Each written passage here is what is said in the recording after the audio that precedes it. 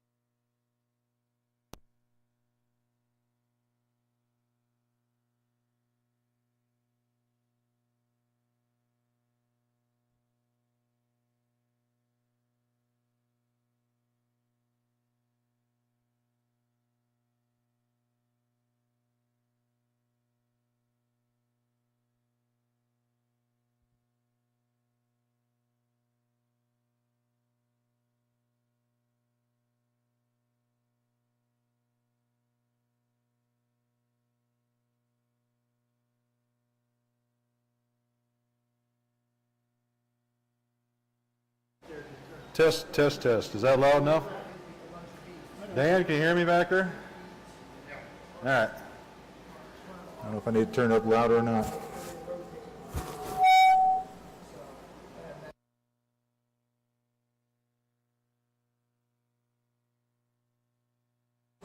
Test, test, test. Yeah, that sounds good. Swing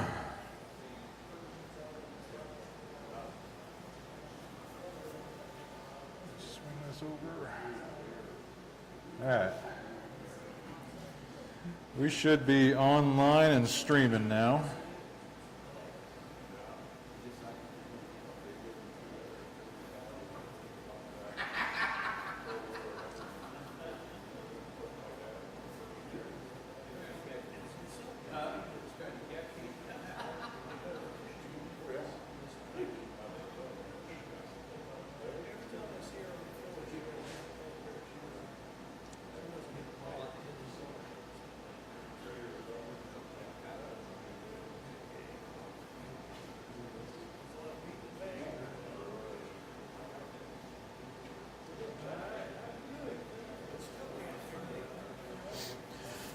All right, everybody.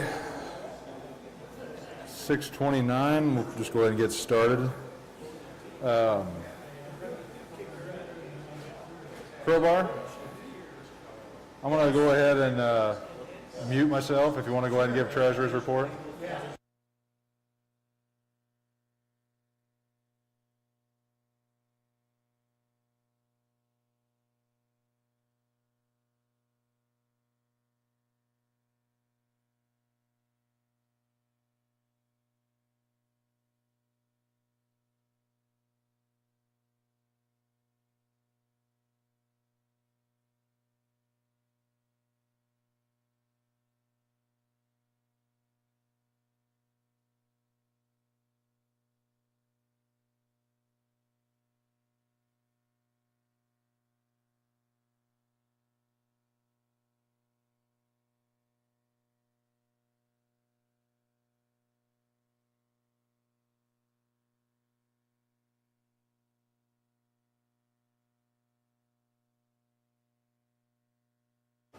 Now you're resplendent in the teal of the gang here.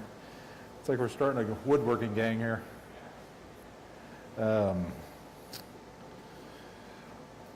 One thing we need to go ahead and start off with turning Saturday. One thing we need to know from everybody is who all is coming, and so we get a head count of for food and everything. I have 14 signed up now. 14? That's it. How many from our club in that 13? 14? 13 from our club? Yes. Well, 12. 12 from our, Jim Izelis and Tom Frere from, Jim Izelis is from Central Illinois. Tom Sayer is from Lincoln. All the rest are Illinois. Jim myself will be demonstrating. Okay.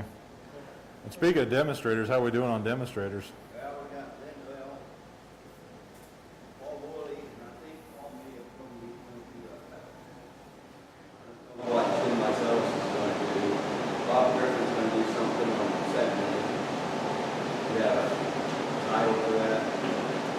It's a vortex spatial effect. What you send to that?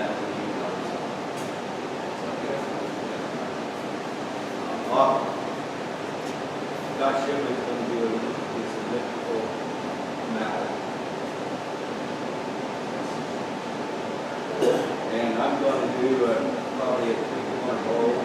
Possibly that or an ice break. Maybe both. We've got no demonstrators from the Breaking Club, Lincoln Club. Most of that is Breaking over there. So how many was that again? Demonstrators? I wrote down 5.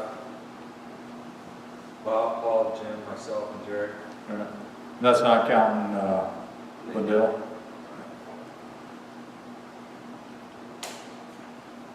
How long our program was? 90 minutes? I think they were about 90, Hour, 20 minutes. hour 20.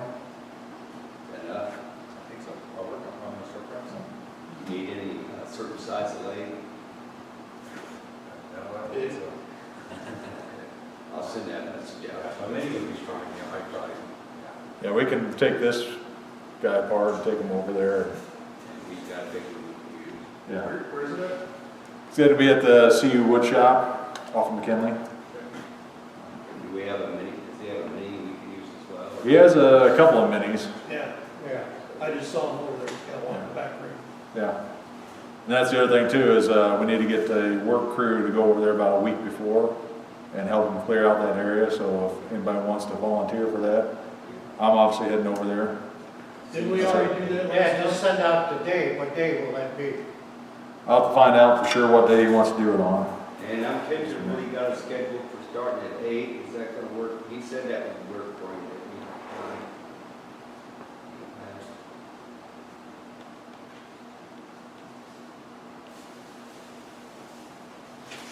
Did I write that down last month?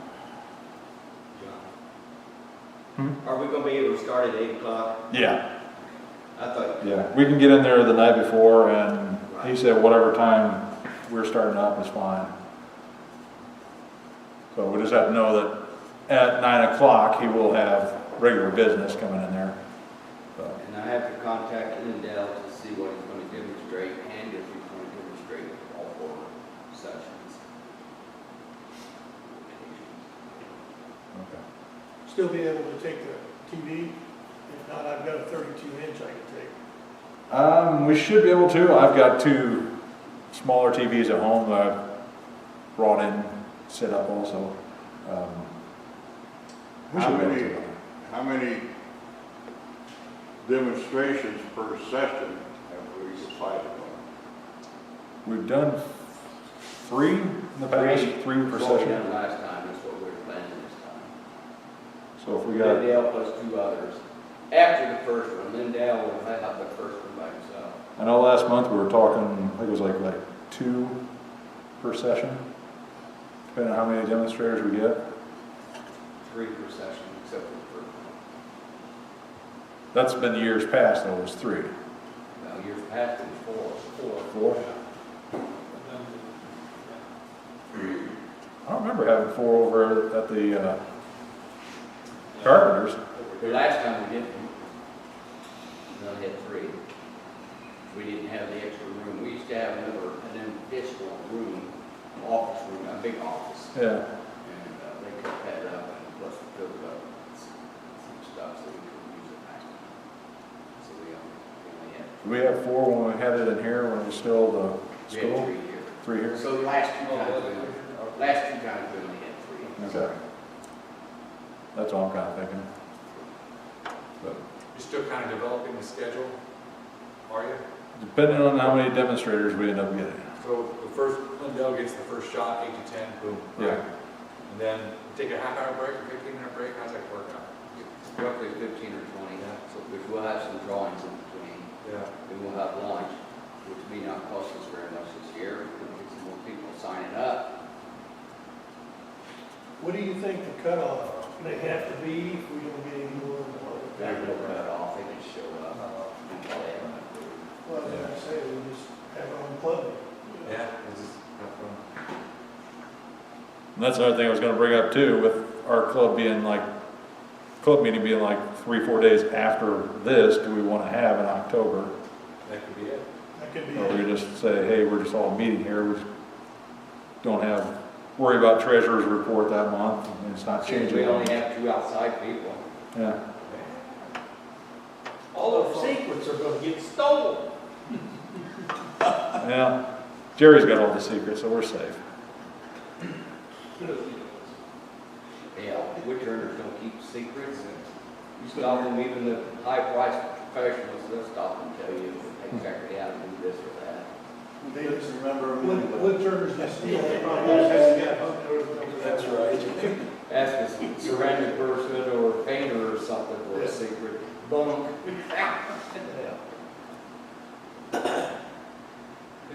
All right, I'll send out an email for when we get the idea of what day we're gonna do the move on, but I know he wanted to do it probably about a week before.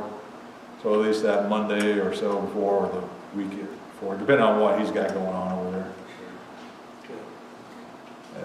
Yeah, I'll you get can that tell out. people what they I mean, last time I was in there, he didn't have a whole heck of a lot back there to move around, but he does, we're gonna need to get all the stuff out, get chairs out, get everything set up, and we should be able to get in there that Friday night and afternoon and get everything set up that we need to get set up. Figure out plan out where we're gonna put the lunch tables and all that. So, I don't know. I don't know if we should just say, all Flatland members can just come. No.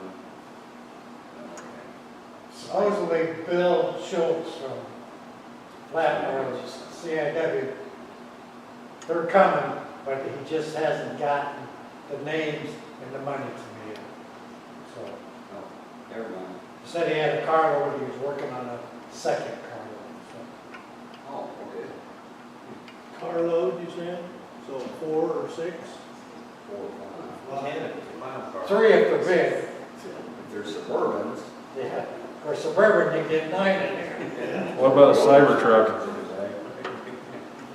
They show up in a cyber truck, they probably won't make it. So as soon as I find out, I'll have John send that information out. Springfield? In the past, we've had some people during their crane late as well, but I don't know that we need to. It sounds like we should have enough. If anything, I've got another one like this at home, and I can break it down and throw it in the truck and. But I'll check with the people and see if how many of them need to have a big lake. Yeah. Well, so if they come with a truckload, we got 14 signed up now, and if they come with a carload of people, and we have like, 20, 25 people, is that enough to spread 3 demonstrators wide? Or, because I mean, that's like 7 people each, or would it feel better to have like, all right, I've got. We'll 10 just do it, Scott. Whatever. Okay, So I got one person watching me and whatever. okay. It's something somebody wants to see, so whatever. And a lot of people don't stay for the whole session. They'll go peek here, move, go peek there. It might skip the first or Yeah. something because they know how to block turn. Okay. Good.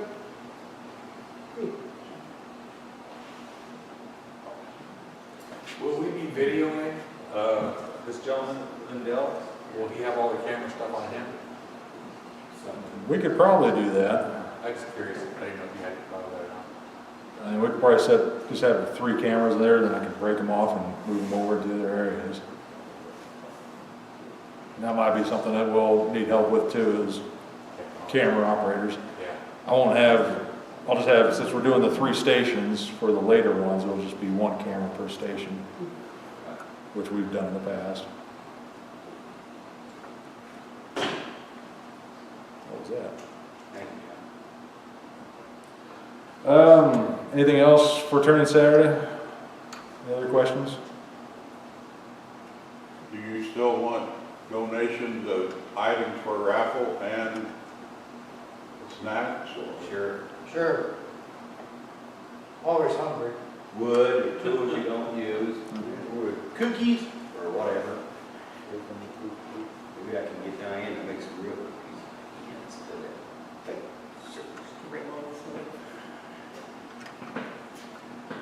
Yeah, we'll still take donations for everything, so if someone wants to bring like a normal meeting where you bring in a couple chunks of wood, I'm sure we'll have some wood turners there that will be more than happy.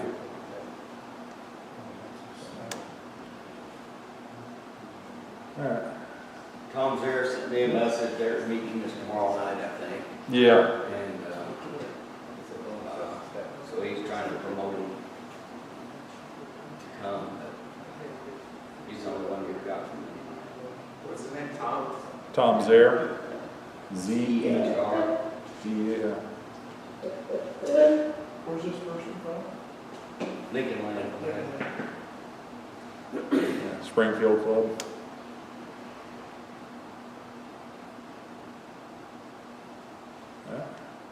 Do we have anything else? I don't see any new faces tonight. That's one thing I'm bad about keeping an eye out for, is new faces out there. I don't know when's the right time to bring this up, but the guy that I took lessons on how to turn on a lathe, his name is Greg Bray. He's got several YouTube videos and stuff, and he was telling me he's now going around when called on and doing demonstrations. He lives Okay. down in Brandenburg, Kentucky, just this side of Louisville.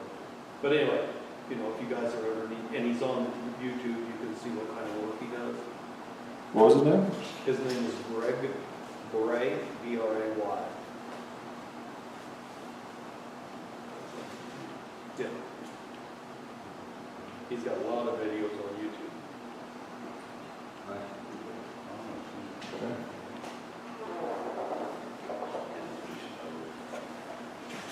Need to pull up an email here, so I don't know how many people remember them, but anybody remember Bob Foote? But, Yeah, F-O-O-T. yeah, He was a member a little while back, yeah. and unfortunately he passed away. So I just got an email the other night from family letting me know about this. He just joined, and like about 6 months after he joined, he just suddenly passed. Let me find the email here.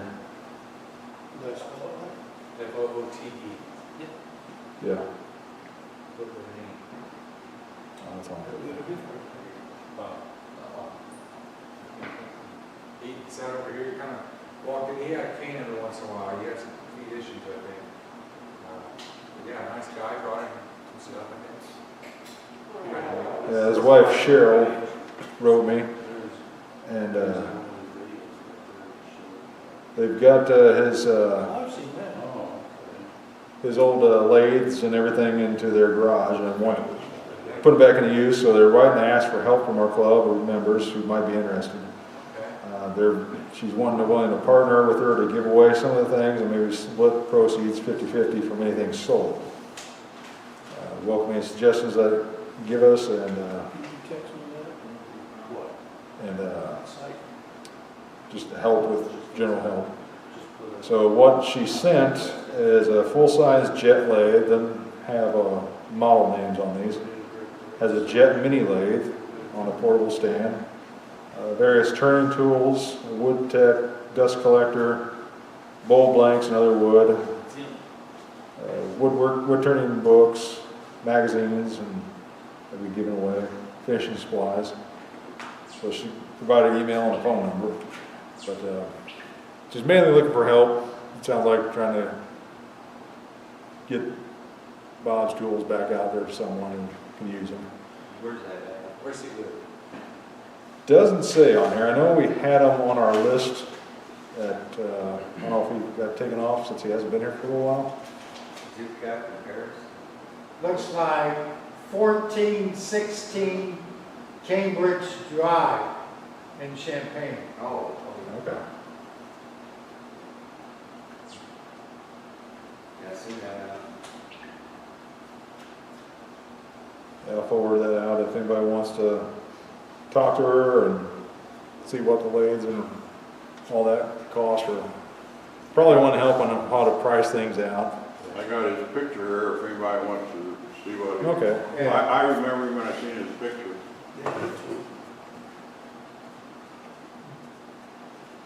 Yeah, I see his picture now, I remember. Here's a phone number if you want to drop that down. Hold on. 765.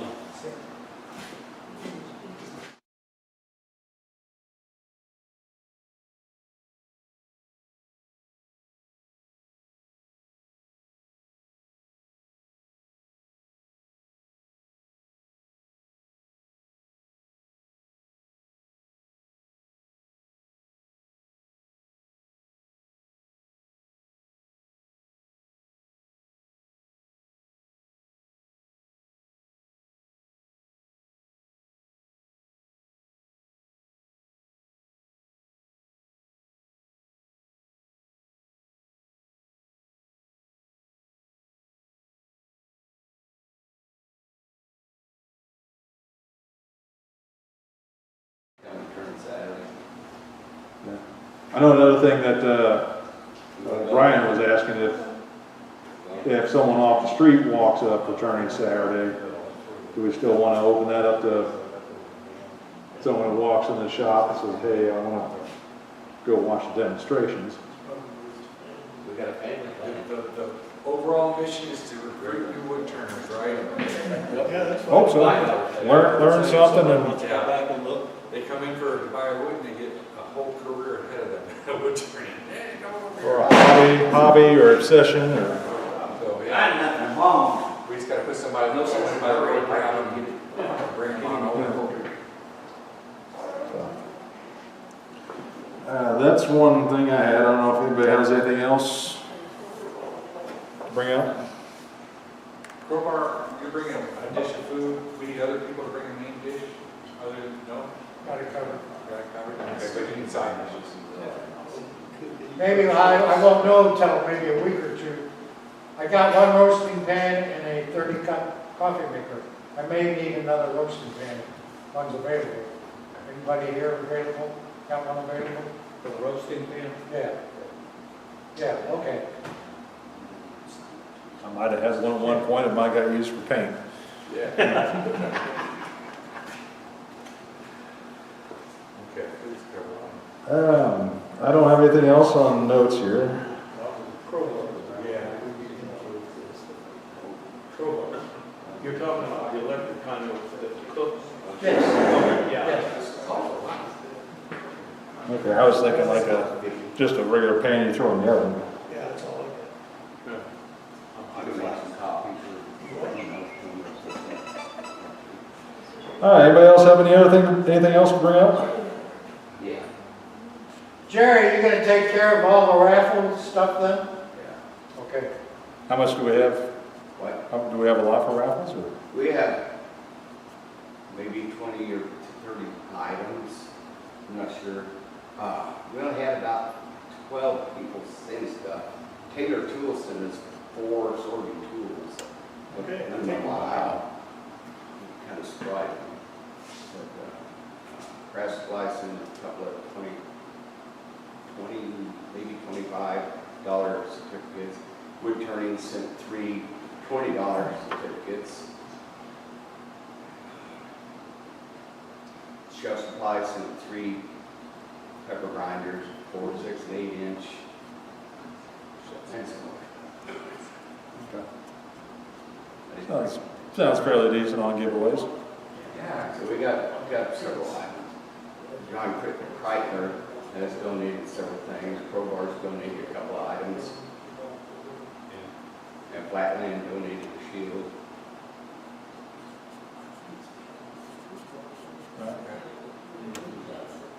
All right. Anybody have anything else? No? Well, let's go ahead and go through the show and tell items then. I didn't have anything with me tonight, so.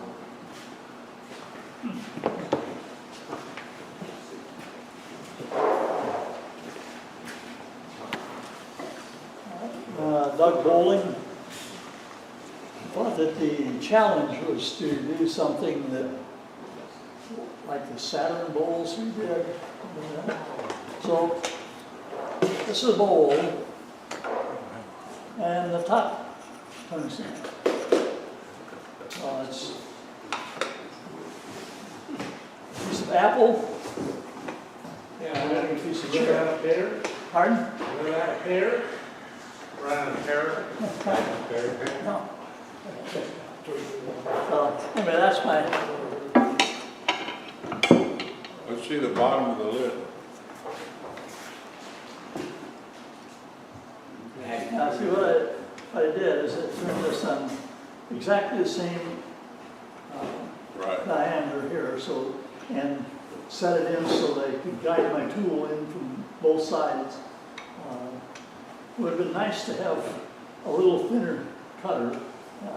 It's about 1/16 of an inch. What do you use, your bit? I took a chisel, Chisel. an old one, and I just ground it down until it was thin. Chuck, or Doug, when you were holding that, were you holding it in a chuck then when you cut the side in? Yes. Yeah. Hold it in here and cut this one, and hold it in here and cut the other side. That's cool. That's nice. That's awesome. Good job.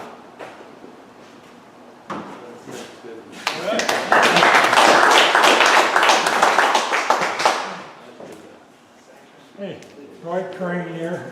This is a piece of wormy ash that I turned many years ago. And these worms were all alive when you turned it. So I spent as much time with the dental pick picking out worms as I did turn it. But it turned out nicely. I like that. Did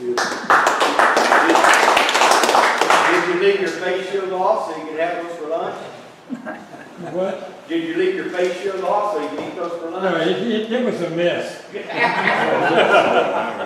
I thought, ooh, what was that you said?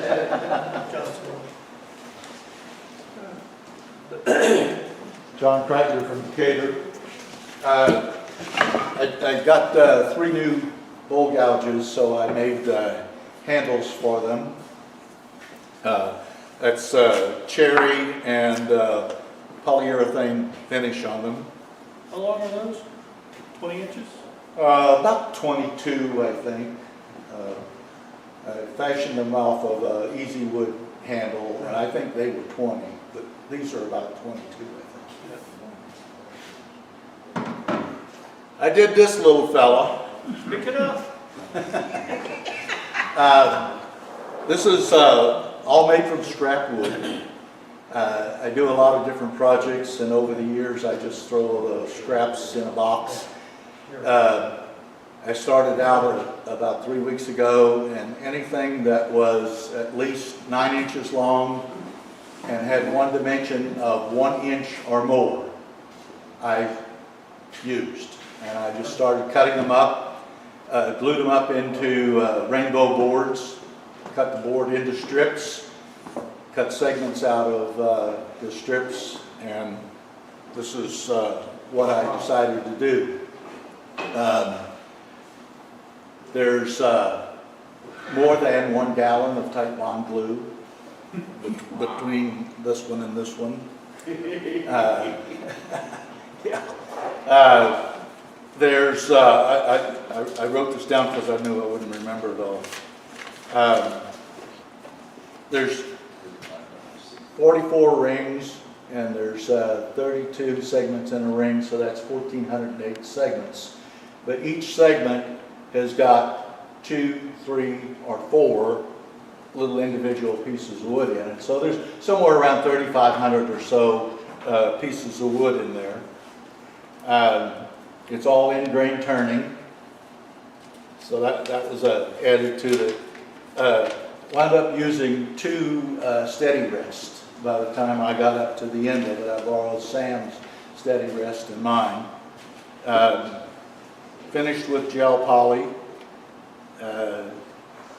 and there are about at least 20 different types of wood, 20 that I could go back and identify for sure that there was that was in there. Might be a couple more that I missed somewhere along the line, but there's at least 20 different types of wood in there. And then this little fella was made from the leftovers from this project. When I decided that that was tall enough and I wasn't going to risk turning anymore, I had already had 4 rings glued up, so I glued up the base, the bottom, and put a base on it, and that's what wound up out of the 4 rings that were left over from this project. And this is, like I said, finished with poly. This is it's got walnut oil is the finish on this one. Tell them about the top. You got a lid. Oh, I have a lid. Well, I didn't want the whole open thing. Eventually, we'll put some whatever, flowers, goldenrods, something in there. Will go in there. So I wanted a restricted opening for that. So we took some of the pieces and glued them up and made a lid. Debated whether to glue it in or not, and decided that it didn't need to be glued in. It was fine the way it was. John, how many hours do you have in there? 3. Hard to say. I worked on it about 3 weeks, and probably at least 3 or 4 hours a day, sometimes more than that. You know what it is when you do something like this. You got to glue and then wait. Yeah. You got to glue Yeah. and then got to glue and then wait. So, I'd go down and work on it for an hour or so, go back upstairs, come down 2 or 3 hours later. I'd say probably 4 hours a day, every day for 3 weeks. But then if you do one project at a time, That's right. so. Yeah. It was the only project I had going on when I was doing it. So, Oh, okay, yeah. A lot of looking at the flies on the ceiling. And go watch a basketball game right back down, do a little bit more. So. Do you have a bottom in there? Oh, yes, absolutely. When you do something like this, your big concern is, how the hell am I going to hold this thing? And I really didn't trust a chuck too much. So what I did was I started out with an oak. I glued 2 1.5 pieces of oak together and cut a disc, and I had a 6-inch faceplate with 12 screws. So that's what I used as my base. I started out with a 12-inch faceplate and that 3-inch, 12-inch round oak is my starting point. I glued up the bottom 4 rings and turned the inside so that I could put over that oak base and epoxied it in place. And then I started from there, turning the outside and adding rings. And then I laser cut a masonite disc to put in the bottom to cover my screw holes and things. So yeah, it does have a bottom in it. Wow. A heavy bottom.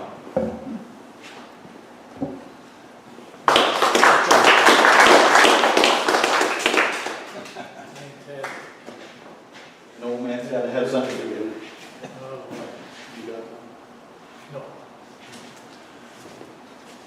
I'm Roger Cookson from Decatur. This is a couple of chalices, black cherry, and if you look real close, you'll notice that they're the same size.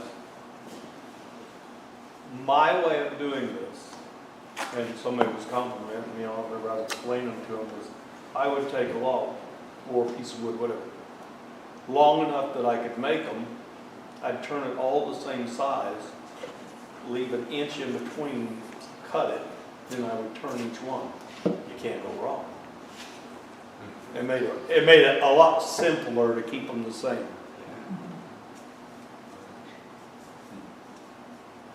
Robar's doubting me. Well, I was wondering what the other two look like then. No, I'm getting to them. You need to slow down. Okay, the same size? Those are kind of a Renaissance thing, but these are my Renaissance cups. I had a forger make my bands for me, but he lives down in southern Indiana, so I'm gonna start making my own now. But they're made to the cup. They're not secured all the way yet, but he done such a good job. You know, they're not going anywhere. These were done the exact same way. They're the exact same everything. Now, the thing about these are, you know, in the Renaissance days, you go into the pub and you would tell them you want a pint. If you filled this cup or this cup up to that line right there that I scored in there with my lathe, it's exactly 1 pint in both cups. So you can order a pint. Do they leak? Nope. How'd you pour a beer on the lathe while it was turning? I didn't. I used straw.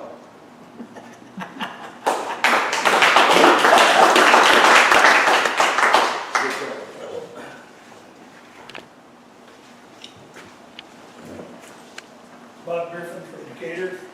I saw a plan for this in Wood Magazine several years ago, 10, 15 years ago or something like that.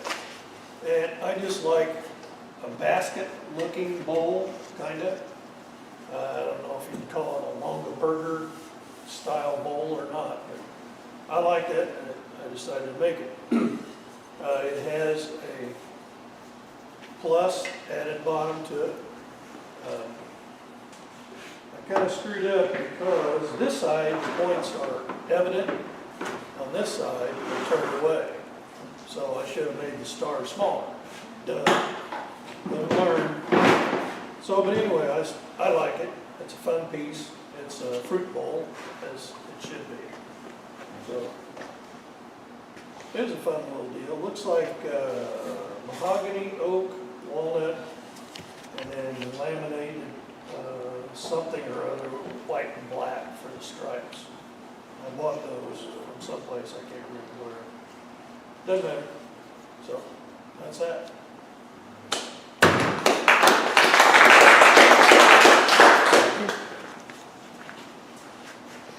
Sam? No. Steve?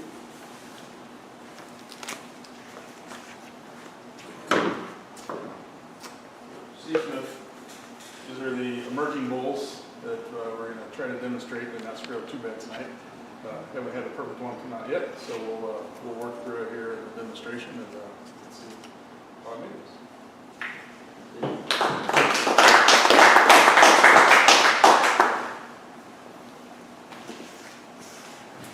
Cody Jones, Urbana. So first thing, I got 2 little weed pots here.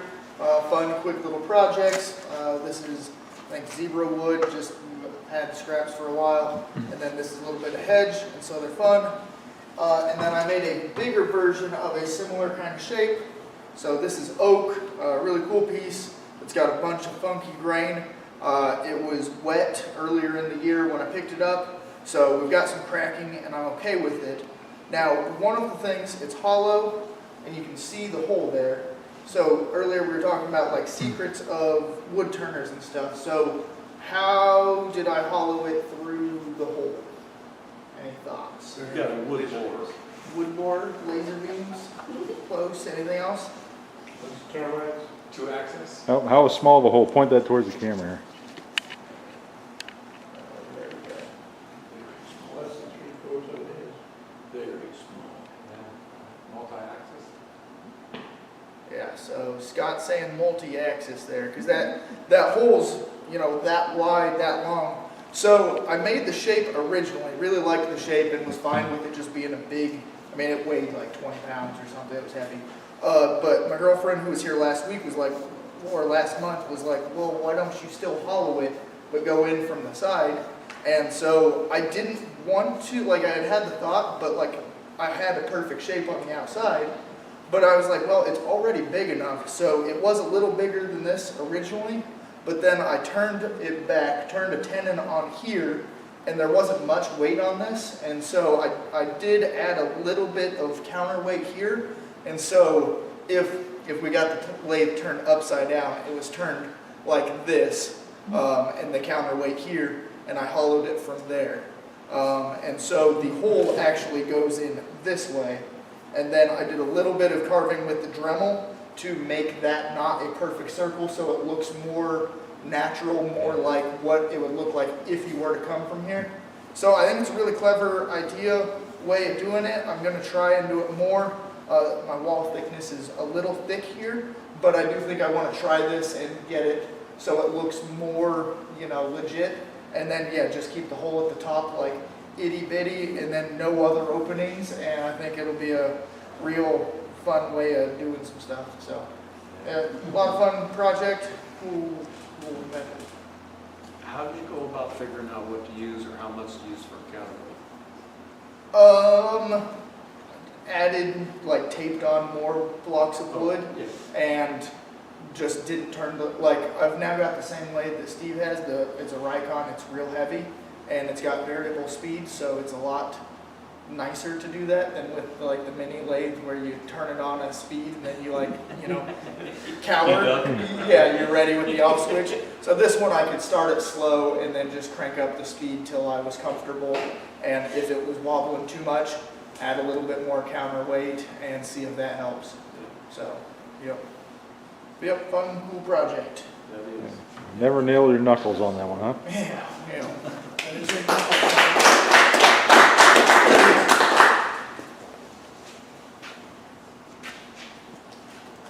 Via Jigpercosh, made a bowl. This was my first time using spalted wood. This is spalted maple.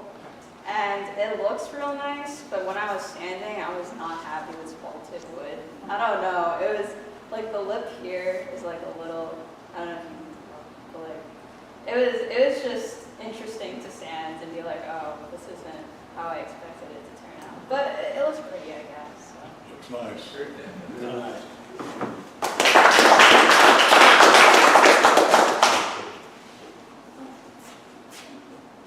Spalted wood doesn't give you the Scott? result you really just want to sand. Yeah, I didn't realize that until I was actually doing it. I was like, what am I doing wrong? Larry? The way it is. Larry, yeah. Jerry? Larry and Jerry? My other brother.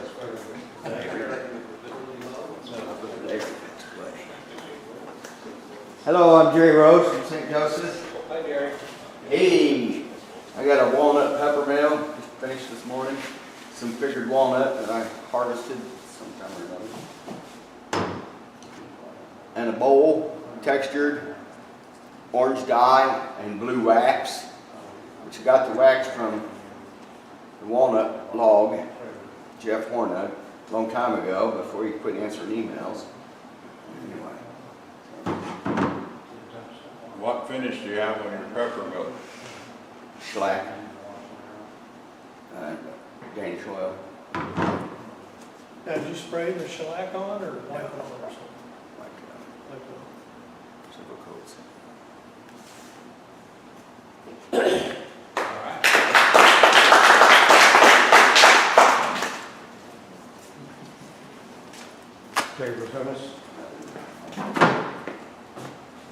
The ball or whatever from hell, because when I started it, I got a big crack in it here, so 5-minute fix. I went to glue it up and it didn't look right, so broke it apart. Then I had to made these up so I can glue that back together so you wouldn't see it.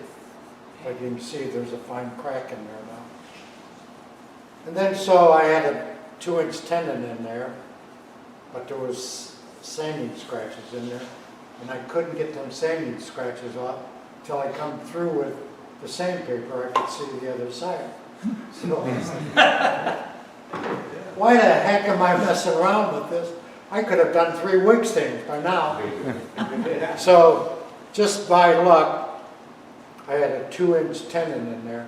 I was able to drill it out, and I put a 2-inch piece of Brazilian cherry in there. But then I noticed I didn't sand it before I put it in there. The grain's off a little bit, so. Nobody's gonna know Savage. Here, I better take it home and I'll burn it for you. And then I use this part now. I put a wedge in there, put a saw in there, make my door stops out of them. So, that's it.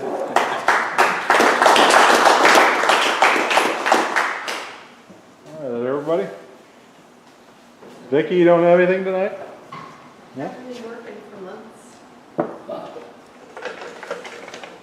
All right, so we got a few things up here for raffle tonight. Red ticket, first number is 806. Steve? Yes, nobody remembered that. So just this thing right here in front. There goes that hat. I remember, I was sitting there when I Little sanding stick. Asked John, he said, The eraser. when he said it, I remembered it. keep going. All right, 807.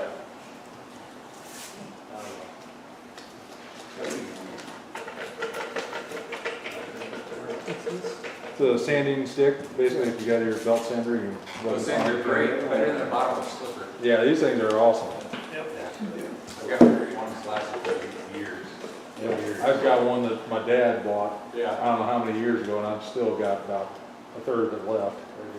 810. Crowbar.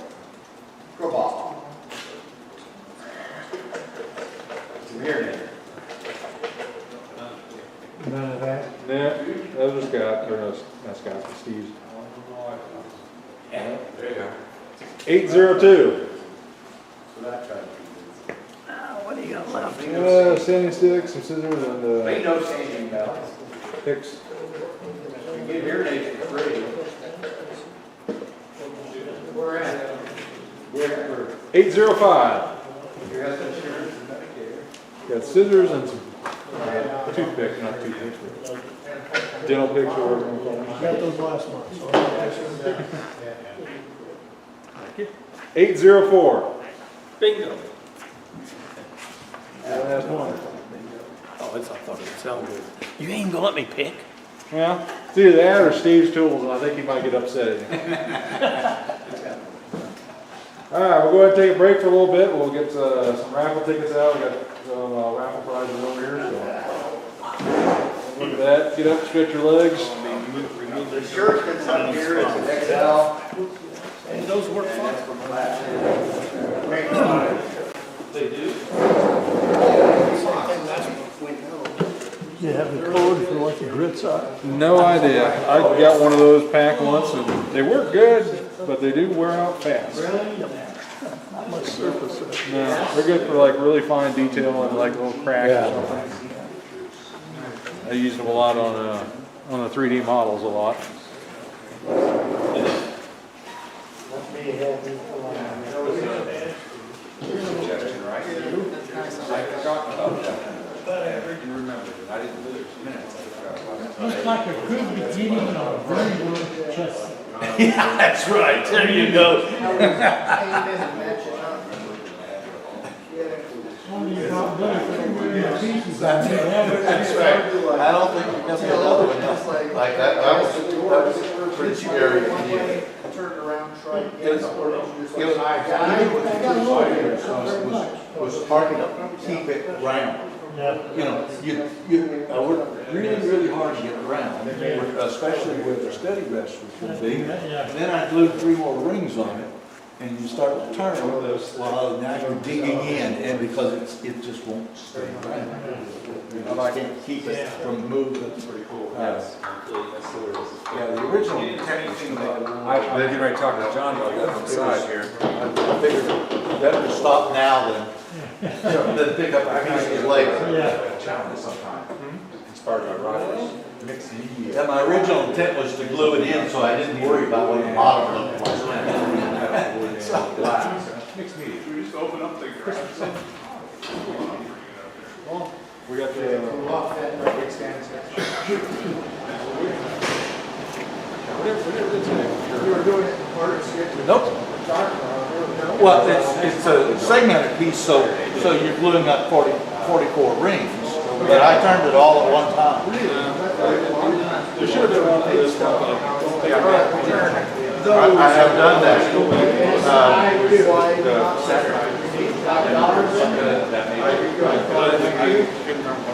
I couldn't even find any notes.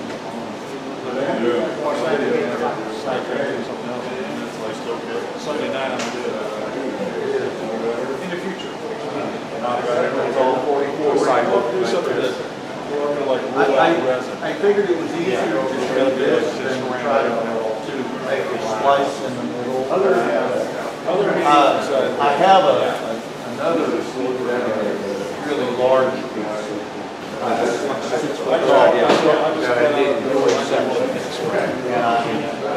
haven't 100% decided that I will probably go to the effort to bring it to return to Saturday. And have it on display. You should. I have a floor length I turn that's 6 foot tall. Step right out. 3 sections. How much you need? Well, that's the postal service price. Yeah, it's interesting stuff. What's that, 25?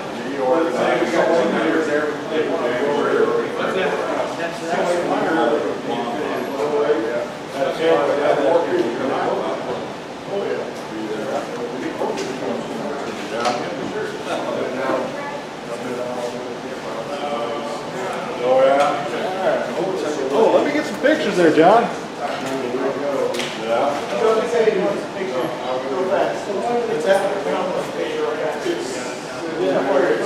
Okay. Yeah, I try to get pictures and everybody takes off all their stuff.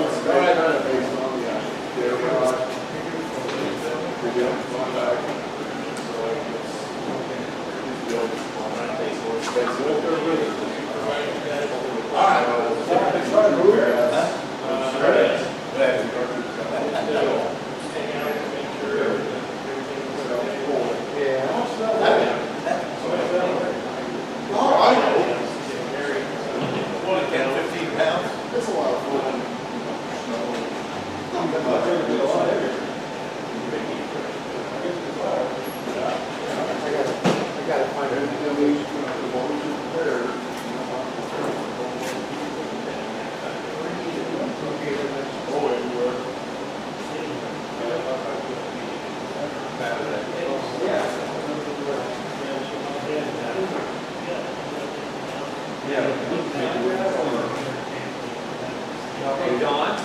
Yeah. Did we decide if we're gonna do the meeting next turning Saturday, or do we need to vote on that, or?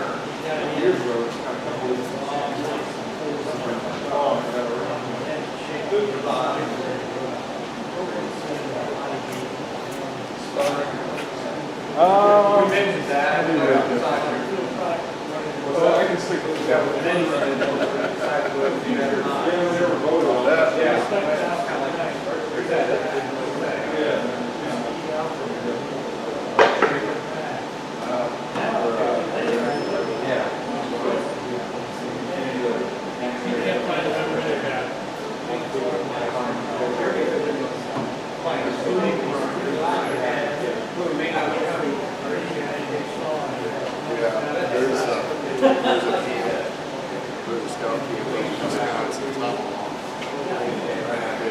Quincy's up there.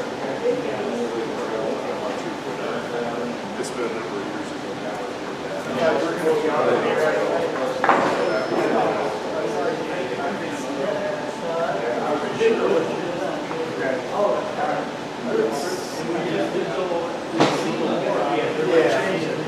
Well, yeah, I mean,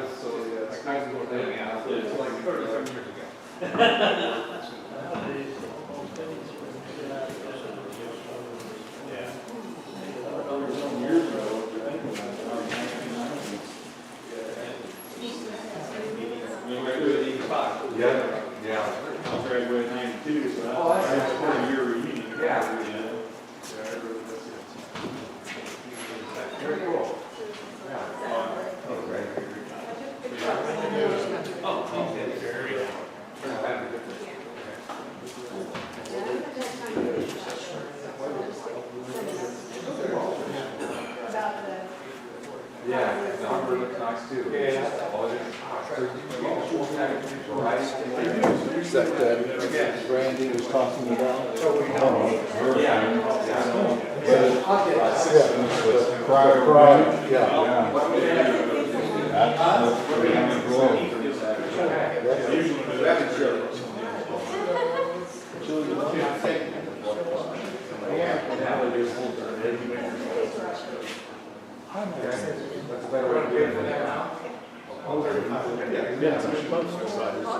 I would think it'd be driven. I seriously looked at him when I was doing my investigation, she was doing what I was about.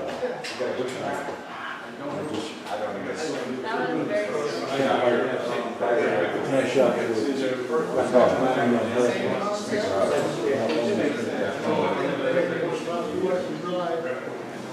although I got some of those hurricane tools and even best tools that are really, really good. Yeah. I've got one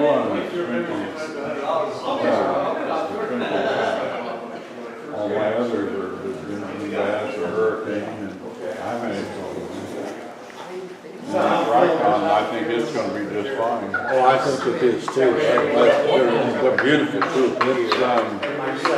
It's probably $40 cheaper than a Thompson or a T-Wave. Right, exactly. And I couldn't see that much difference. Oh, both are, this one's just not See,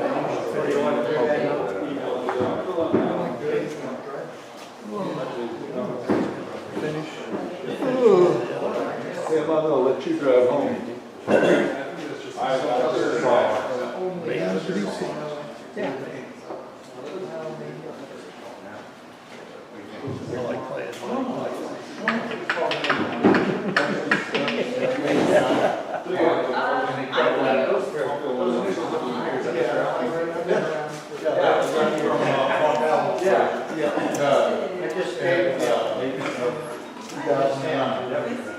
So it's almost dry.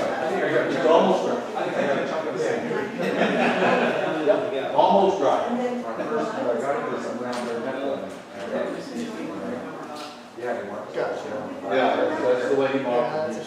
And, you know, after you did it, you know, but that's why it's Thanks, I will be. Yes. You didn't show up. Yeah, Well, he wants to know if you're coming. I didn't see it till tomorrow anyway. A little story about that, of the islands and how they established the mill there, and only taking in certain trees. Yeah. Then how they set the geothermal, solar and wind turbine, all this. Yeah, good. Operated the salt for 17 or 18 years. And never finished a tree. Yeah. And never had a tree cut. Well, Just for where's this one? it was our mills out in Virginia. They retired and sold most of their wood. And He's a retired fireman. He just chose to do something else, and now we got peas and orchards and wine. That was your price. there you go.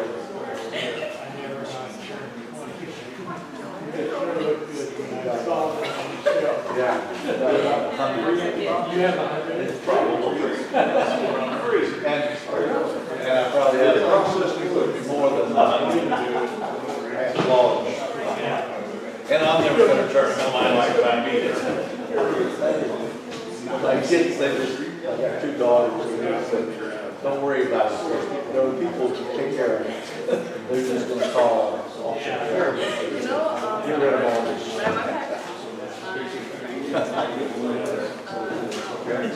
And I keep driving home.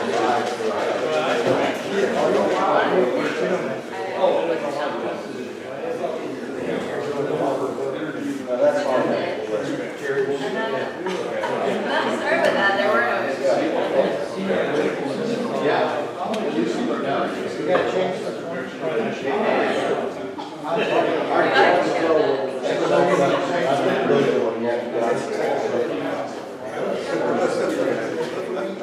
Yeah, amazing stuff inside of there. All my handles that I make are bigger.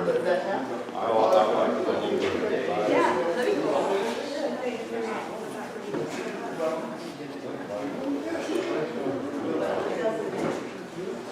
I shouldn't say all of them, but the ones I use. Hey, anybody got change for 20? I was thinking that. Real ones, not counterfeit.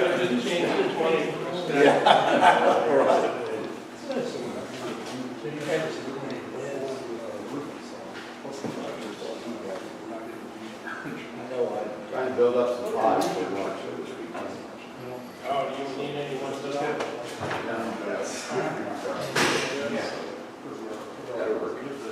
Thank you, Greg. Thank you. Yeah, it's an 8 to 10 year. All right, last call for tickets if you want tickets. Yeah. We'll get through this raffle real quick here.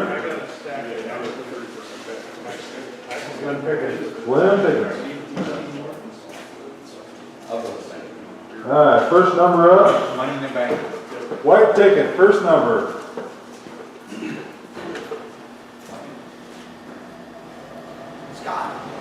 5, 6, 8.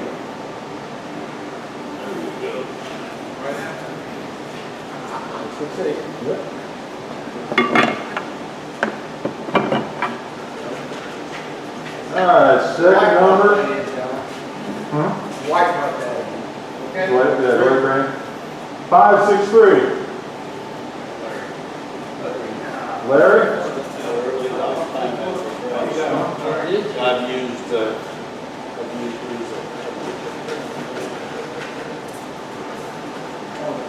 Yeah, just hold on to it.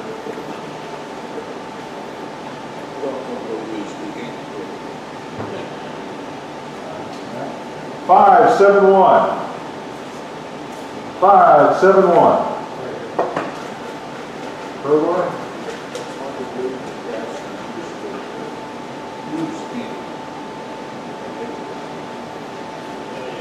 You have 5-7-4? No, it doesn't. 5-7-4. Sam?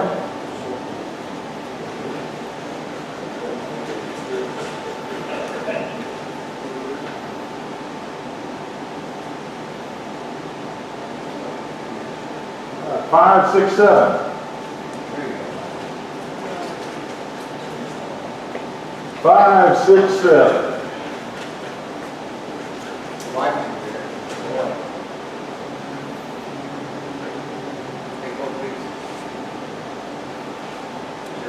Five, 7, 6. Pass. Sam's re-gifted.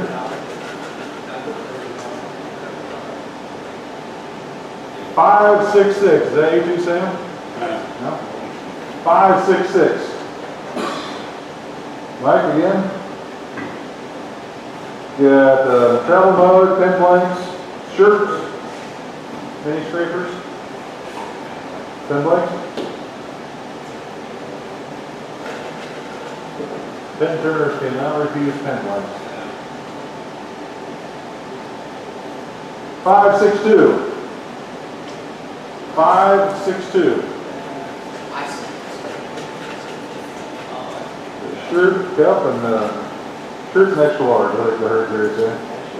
Yep. Scrapers. All right, 569. Yours? I don't want to take it back home. You brought the travel mug? Any extra large shirts, too big, too small for you? No. Extra large. All right, last one. 564.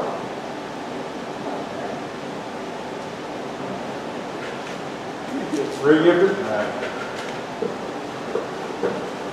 All right, let me get one out of it. 573 doesn't want it. Run. There we go. All right, where'd Steve go? There's Steve. Great. Now, let's get you wired for sound here.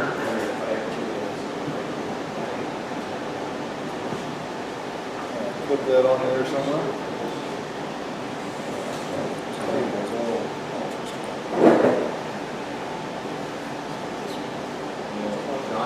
John brought that in. What? The other John. Give it a test. Test. Sounds good. I got on you right now, the little gray button right there. Do that. And we can put the cable over your shoulder. So that way it doesn't interfere with the blade. I'll just flip it on your back of your shirt here. This doesn't bug you too much. I've made several. Okay. Are they gonna mess with you any? No, I think we'll be all right. I'm not going to do that much turning. Yeah. Let me get these started real quick. Yeah, I did.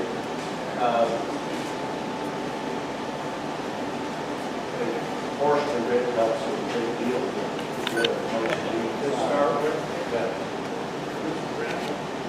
All right. Steve Smith, Emerging Bowl. Hey, everybody. So tonight, what we're going to attempt is an emerging bowl, and the idea of it is that we have a bowl that's coming out of a piece of wood. I could say it's a toilet bowl, and if you're off in the the precision of it, it kind of elongates, and it gives a little bit more of that effect. So this has proven to be one of the more difficult things that I've attempted to turn. I think part of that is I'm more of a freehand turner, and for this project you need to be very precise. And so one of the critical pieces is getting this sphere right here to an actual sphere, as close as you possibly can to it, because it's a multi-axis turning technique. So after we get it to a sphere here, we end up splitting the wood in half, or you can start with 2 different pieces of wood to make your blank, and then you rotate it and start turning it and hollowing it out this direction. So if this isn't an exact circle, or half of a circle, it really exaggerates that, particularly when you're adding the rim onto it, which I think, between the one I made without the rim and the one I made with the rim, I think you get a lot better representation of a bowl with the rim. But yeah, it's a lot of precision to get it exactly in that spot. So had a couple of them come off on me.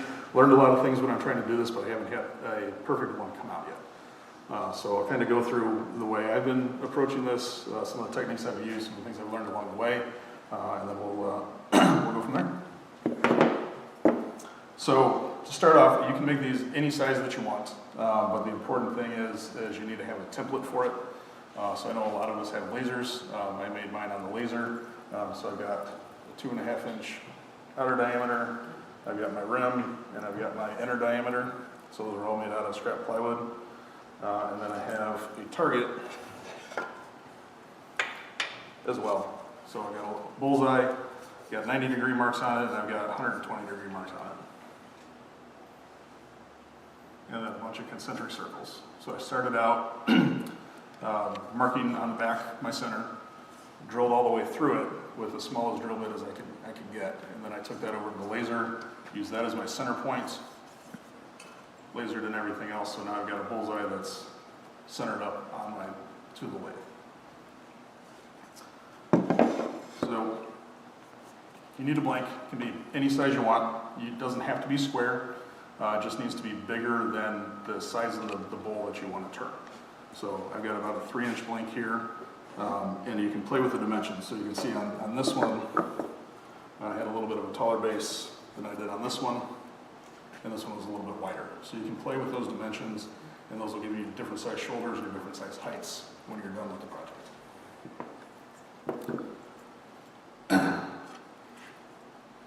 This jig from Microjig has become one of my favorite tools in the shop.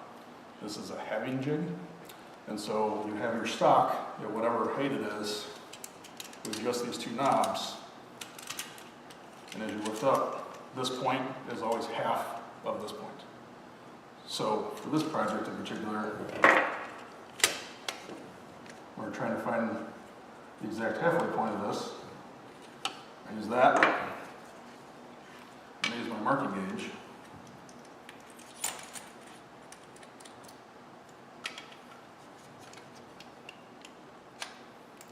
Set it to that point. Not exactly half. So now I can come back and start marking that. You can see I'm exactly on the halfway point. So what I'll do is I'll work my way around this.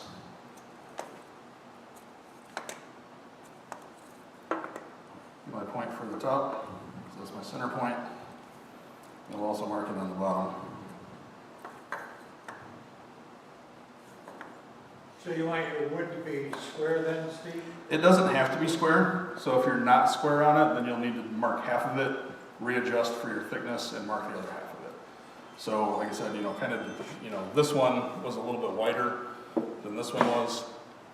So it really kind of depends on how you want your shoulders to be off the end of the bowl. What was the name of that gauge you used? This one? Yes. It is called the Fit Finder half gauge from Microjig. From who? Microjig. And so, if you're doing a NATO or whatever, lap joint, that comes in handy in all kinds of situations to get the exact half thickness for any kind of stock up to 3 inches thick. It's been one of my go-to tools in the shop ever since I bought it. I'm very happy with that purchase. So from that, I'm just going to mark these here so you can see them a little bit better.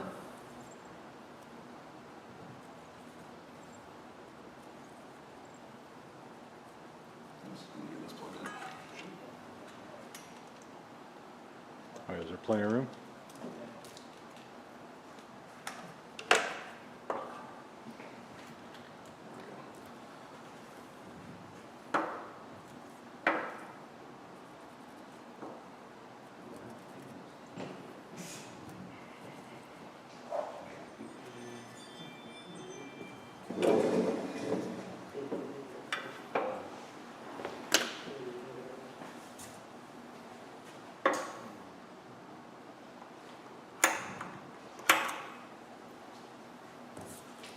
So from here, we've got our bullseye, we've got our 90-degree marks. So if we just take and line all of those up, like so, that should be centered to your lathe. You can either screw it through the back of the plate. I usually do hot melt glue around this, and then we help center it. We get it on the lathe, we'll center it up at the tailstock before you tighten it down, and then tighten it down, and I've had good luck with getting that exactly centered. The next step in that, and what I should have done, and done it on these ones, actually no, sorry. I'm going to take my template here, and line that up.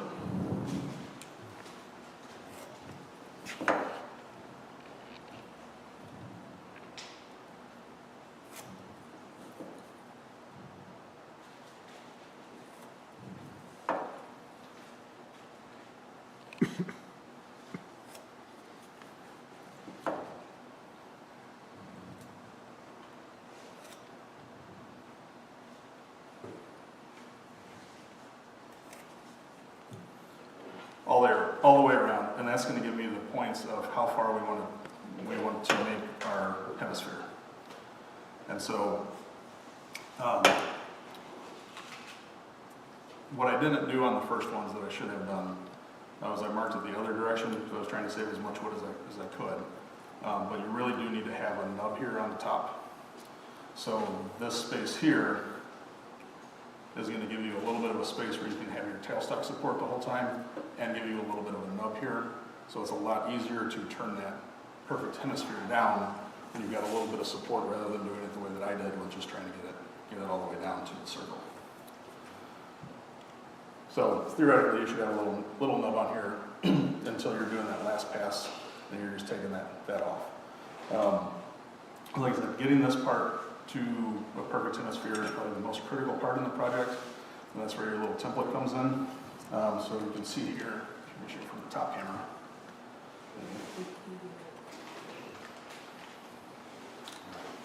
Is that I'm touching down here at this point, and then I'm also going to be touching here at this point and this point. So I mark those points on here, give myself the line.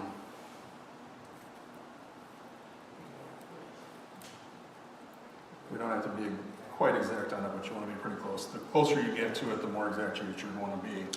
And then that's your gauge of where you need to turn down. So you got your dark spots, you come back, you turn those off, and you just keep test fitting until you get as close as possible to that true hemisphere. So usually when I get it pretty close to it, I'll start hand sanding it, because this is also the time that you want to finish the outside of your bowl. So, yeah, you want to get that as close as perfect as you can. This is going to be really difficult coming in, and I should also trim these off, so they're not knuckle catchers. But this is a little bit of a difficult cut to get. So you're coming in, you got your corners on here. I moved away, I shouldn't have moved, and you can see I put my corners off in here. Use a corner gouge for that? I usually come in with a skew to give myself a good line and then work myself in. And then that's also, you can take a set of calipers too. What I found is kind of getting this past your shoulders to actually hitting full chunk of wood. So you basically have a cylinder coming off of this edge. And then going back in and doing your turning on it. So you just kind of keep coming in, flipping your corners off, working your way around. And then with that, you know, kept that nipple on there, it just makes it a lot more stable to get it. So this one ended up coming off, so it's going to be a little bit out of center. And unfortunately, if that happens with this project, you're pretty much done for. So I'm not going to go ahead and turn this one down any further than that. Anybody have questions on kind of how that works on the fitting? Once again, you made your jig, you lasered all your dimensions on it, and then glued the block to a dead center. What was the reason to have all those rings for various size pieces? That'll come in on the next step. Okay. So, I mean, I'll use it for different things than just these. So I've made several of these jigs. So if I'm doing the multi-axis turning, and that's why I've got the 120-degree marks on here too. So I've got my 90s, which I'm using in this case, but then I've also got my 120s. Yeah. And so if you're doing different types of offset turning, those 120-degree marks are critical as well. And then you can offset it by, these are half-inch increments on the circles. So you can kind of offset it to that particular one, or you can make them closer than that if you want to. Kind of deal. But that seems to work out pretty much. So after you get it to the circle, you're going to look like this. I did a little bit of, oh goodness, it's not friction polish, just the Yorkshire grit on the outside of this, just to give it a little bit of finish. And I didn't spend that much time kind of cleaning up the corners as I should have, but since it was an experimental piece, we're just kind of experimenting with it. So from there, there's one thing I didn't do too, which can be helpful, is marking all the way down on one side, or two sides of this, and then that's going to be your mark where you actually split the piece of wood. So from there, you take it over your bandsaw, split it in half, and you end up with two pieces like this, or two pieces like this. Okay. So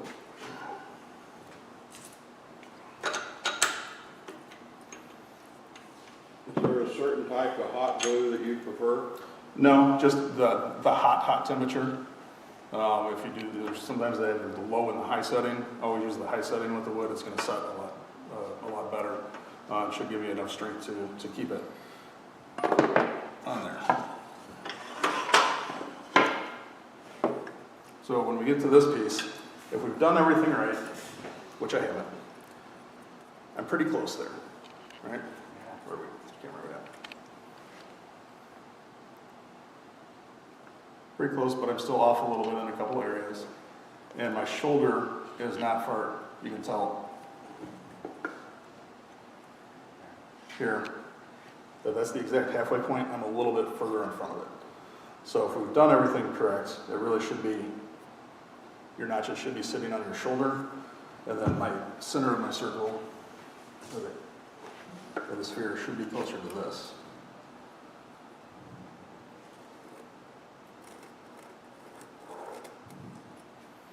All right, so I'm just a touch off on that one. So if we've done everything right, I've got my center mark that's here. I put a center mark that was here, and then this should line up on your axis here,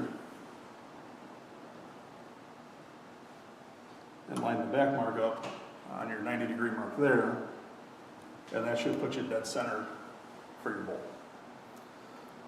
And that's also where these jigs are coming in, is I've got my kerf for the laser, but if you line those up, that should also be my center point for the hole. You don't have to do it this way. You can work it out with a set of calipers. You can work it out with a set of a compass.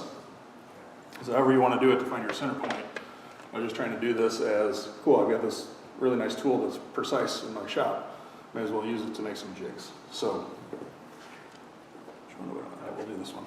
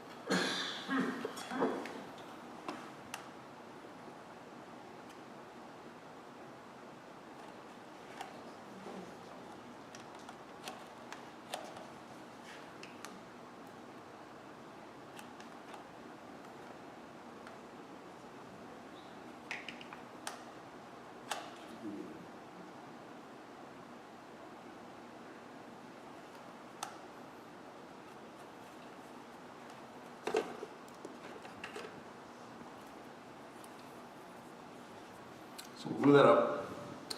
And then this is just a scrap block. The 2-inch diameter, or the 2.5-inch diameter that I'm happen to work with happens to match my belt sander. So it was really easy to just take this to the belt sander and get something that was pretty close. But you need support over here on this side. So we're just going to slide that in, and then we're going to hot glue that on as well. That's a clever idea, Steve.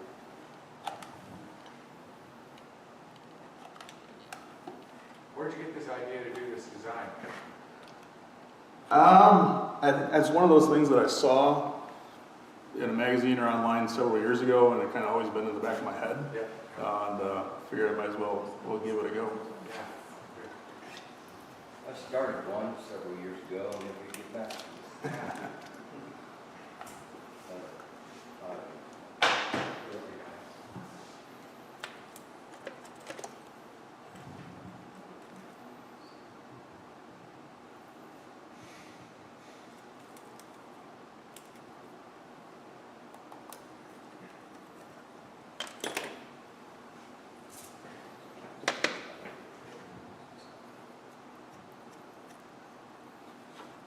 So just to double check here before I put that onto the lathe, make sure we are actually centered on that.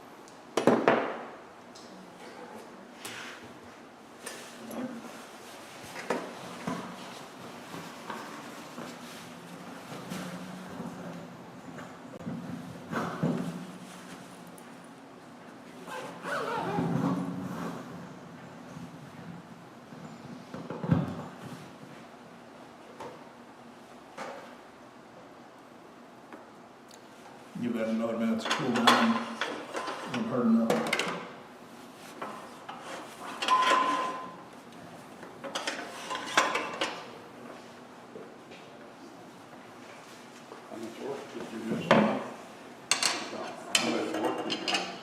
I was off about 5, 6 days. I was over a week and 6.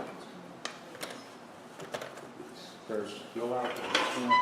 Started feeling like I was catching a little bit of like a summer fever because we were in that yo-yo weather. Then I woke up the next morning just burning, like 99.5 temperature. So it's no COVID test and took one of those and tested positive. Oops. Sad part is I think I got it from the nurse at the work.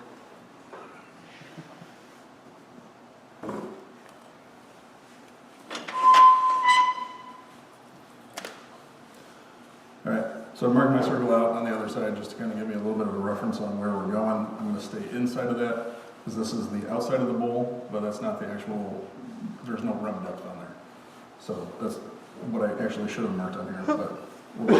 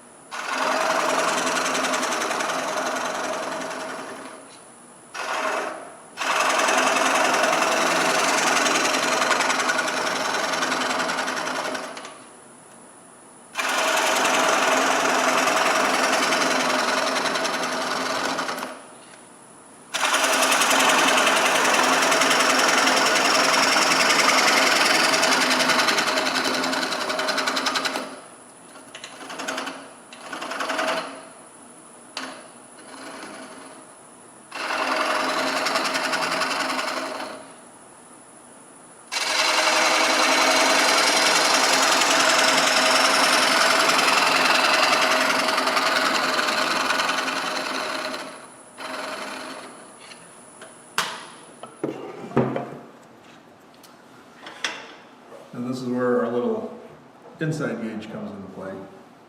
So I can kind of check that depth and see I need to go down. My width is pretty good, but I need to go deeper into this bowl.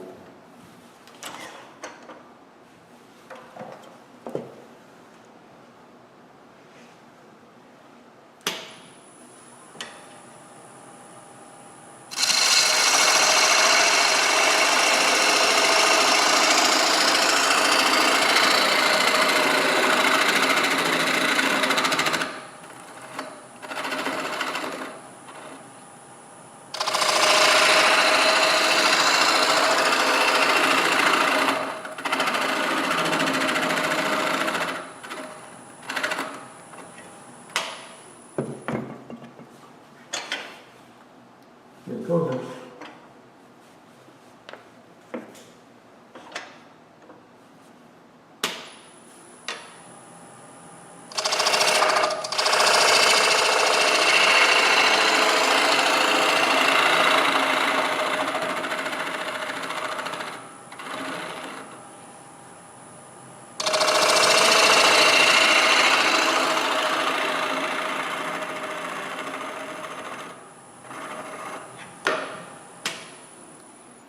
That's why you should round the corners. Get you good? Not too bad.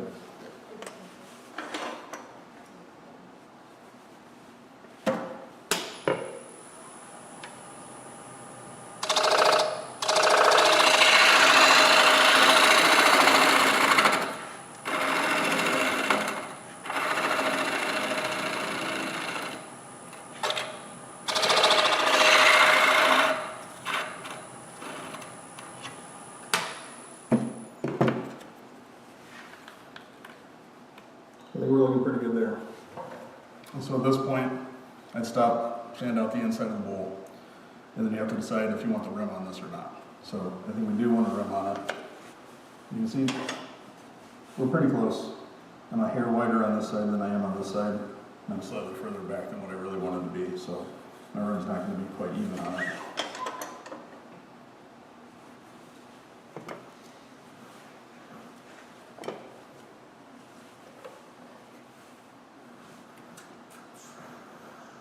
What'd you lose?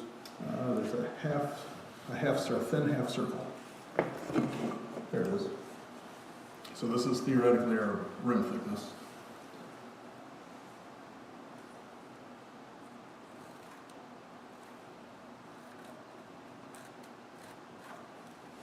Doesn't get a little bit hard to see.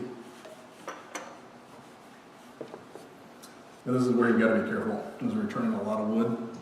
So you could also make a separate jig, or a little bit better version of this that's the same thickness, and get that all the way up there so you're not turning into so much wood, or turning so much air.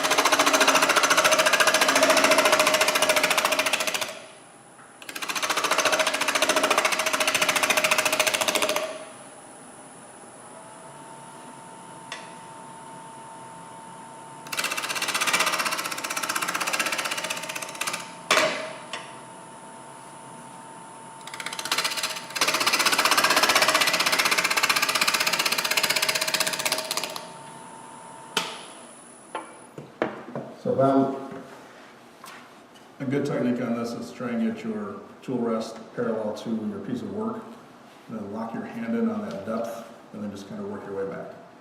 And that way you should hopefully get a flat piece on this side and not get it too wonky, and then we can just kind of keep working that point back in until we're happy with where the rim is.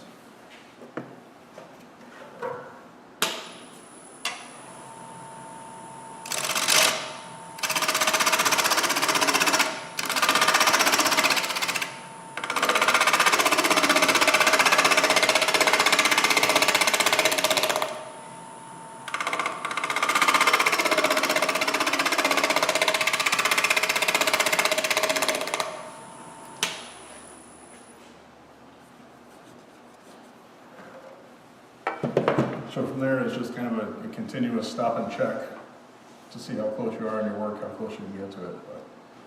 But that's how you make an emerging bowl.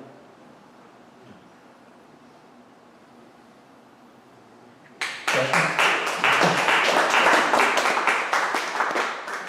How did you, whenever you were making your, let's say for the inside of that hole, did you base it on the thickness of the blank and how deep you want the bottom? Basically, it's a hemisphere, so it's whatever size bowl that you want. So basically, it's a 2.5 inch bowl, 1/4 inch rim, 2 inch inner diameter. That's kind of how I work that backwards. So it's kind of, whatever you want your outer thickness or your outer diameter of the bowl to be, and then how thick you want your rim, and then that's going to determine the inside, the inside of the bowl. Yeah, automatic. Yep. And you said first you should start off, maybe just turn a cylinder to get up in that corner, nice and square, and then go back out and create the hemisphere. I like that idea. Yeah, so you can also, if you don't have these, you can take a set of calipers, just like you'd set any other, diameter of a cylinder, when it's in this stage. Yeah. Take your cylinder, you take your parting tool, get that down to the thickness that you want, and then you just have a cylinder to work with. And like I said, if you've got that extra little piece here, you can really work that point down pretty fine. It's just, for me, making that perfect circle is proving to be pretty difficult. Like I said, that's a critical piece on this one, and then your precision of how close you can get that to the center of your bowl. Because like I said, every time you're off a hair, and the next step you're off 2 hairs, and then on the next step you're off 3 hairs. So by the time you're done with the project, that 1/16 of an inch is now 3/16 of an inch, and it's a noticeable thing in this type of project. Steve, do you sand that off the lathe, or do you sand that on the lathe? I would sand the inside of the bowl on the lathe. No, flat. The flat off the lathe. I mean, you might be able to get a little bit of on there. That's where your fingers are gonna. It's hard to do. It's really hard to do. So you can usually get the rim on it. You can get a little bit of the edge on it because you should have a perfect circle there when you're done with it. But yeah, getting down into this part to actually sand off is difficult. And then I think at that point it becomes more of an aesthetic choice. This is an emerging bowl. It's supposed to be coming out of a piece of wood. So is that a rough finish? Do you want to see the marks in there? Do you want to texturize it beyond that? Do you want to have a nice, smooth finish? So I think that's kind of where you can take this project in vastly different directions on what you want to do with any sort of texture in your finishing beyond that point. And I think the important part is to get the bowl finished, because that's what you're trying to showcase. And to me, leaving this a little bit more rough, a little bit more unrefined, would probably be a good aesthetic choice. What do you use to remove the glue? A chisel? You don't use an H or alcohol or anything? No, it's not glue. So I usually try to leave myself a little bit of a corner in there, so you can either knock that off with a wooden mallet or with a chisel. So if you get a chisel behind there, it usually it pops right up.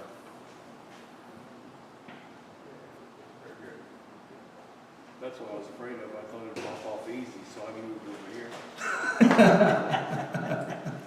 Well, I was trying to make these a little bit more durable, because unfortunately, kind of when you get the hot glue in there, pieces and chunks of it kind of start flying off. So you've got to sand it out again. So I tried to put a coat of poly on it, and that was probably my mistake. I don't think the glue adhered to that as well, and so that's where the other guy I didn't even bring tonight flew off on me and hit me right in the face. So that was fun. So I screwed that one through. And so that's another thing to think about too, is, if you do that right on your axis of where you're splitting that, for your 2 screws, I did not do it in here, but if you do line that up with your axis where you're going to cut that, then your screw holes should end up, basically right here. And then, it'll end up right here. And then that's the part that you're going to turn off with your rim. So, that's another thing you can do. But again, you got to be super precise on that, or you make the block longer. But I think, with leaving that extra piece here, that's going to allow you to keep the tailstock on that significantly longer than what I was able to. And so I don't necessarily think the screws are needed, unless you're doing something, probably a lot longer than what these are. These are about 4 inches for these ones. This one's about 6, just because it was a scrap piece of wood, but that seems to be about a pretty good ratio, is about double what the bowl is. You could go with a golden ratio if you wanted to, but yeah, about double seems to work pretty good on that. But like I said, you can certainly play with that. You can make these 10, 12 inches long. It's just, trying to figure out how you're going to get a jig for that. So, the small ones, everybody's got Forstner bits. It's pretty easy to do that, or you can just make one, cut it through on the lathe. Any piece of wood on the lathe to get your outer jig. And your inner jig, like I said, because I've got the laser, it's, that was the easiest for me to do it. I knew it was, more precise than what I would ever get on the lathe. Yeah. So we'll keep playing with it. I think it's been fun. It's been frustrating, but it's been fun too. And yeah, definitely learned a lot on it. So yeah, getting it precise, getting it centered is proving to be a little bit difficult. Like I said, you can hide that a little bit if you're not putting a rim on it. But once you put the rim on that, it just, especially with a thin rim, it magnifies any difference that you've got in there. That's not good. Basically, you've got to be able to line that up dead center 3 different times to get it all the way through the process. Cool.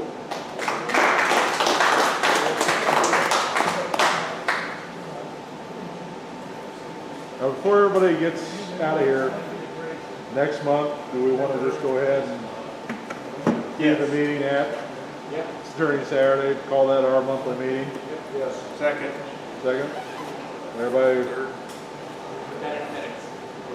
Everybody good with that? Yes. October's meeting will be on this turning Saturday. We'll set up a regular club meeting.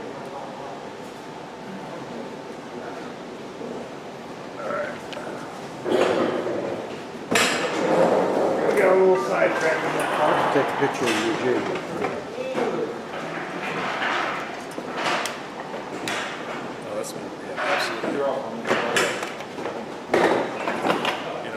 They're expensive because it's microchips. So I think it's 35 or 40 bucks or something. I mean, it'll come in so handy and so many things, and save you so much time. Just be like, oh yeah. Everybody's got to have toys. Yeah. Cool. Yeah, but yeah, any lap joints, anything like that. Doing a dado, that's Awesome. I like the idea of this. I hadn't thought of that. I did something similar to this when I tried to do the 2 holes in 1 here a couple months ago.